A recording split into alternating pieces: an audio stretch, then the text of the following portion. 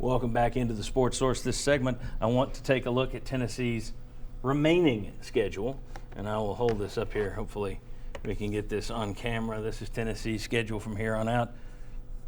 There we go. I see the little camera moving. Alabama 6-1. They've beaten since losing to Ole Miss, their last 4 wins have come by an average of 23 points. Now they've played 7 straight games, so maybe they'll be a little beat up and tired playing Tennessee. At Kentucky 4-2 with close losses to Florida and Auburn. They also won in overtime to beat Eastern Kentucky, though.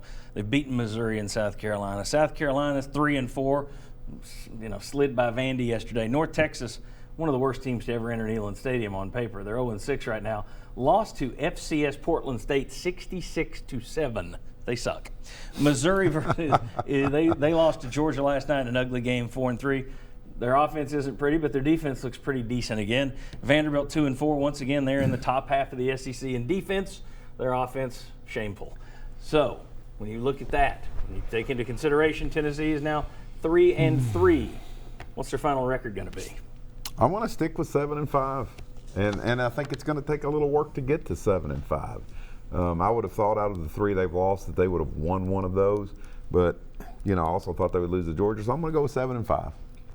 I was 8-4 before the year. That's still on the table. I could be a glass half full guy and say 8-4, lose to Alabama, run the table, but those Kentucky, Missouri both worry me, so I'm leaning to be glass half empty, 7-5.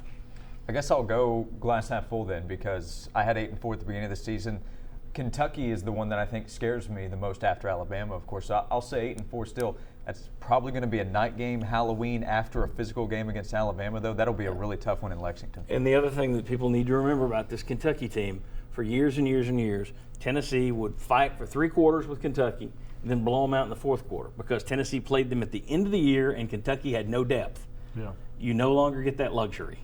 You are as beaten up as they are, and because your depth isn't as great as it was years ago. And then also, you're playing them mid-season now. I think that's going to make a difference. That is a scarier game. I think it's a more realistic opportunity to lose than it has been in the past. You wish Kentucky played Alabama next week instead of you. Yeah. Well, exactly. So I said 7-5 before the season. I'm sticking with 7-5. I think Alabama's a loss on the road, and then one of those others.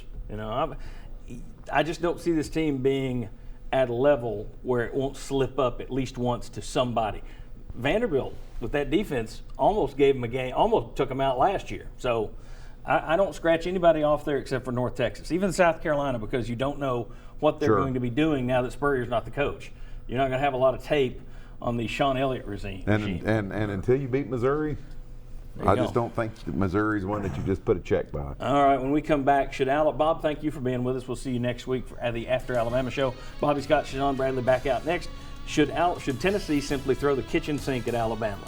Just go wide open and risk a blowout loss to try and pull out all the stops and win this game? We'll talk about it. Conservative or just wide open approach? Coming back on the Sports Source.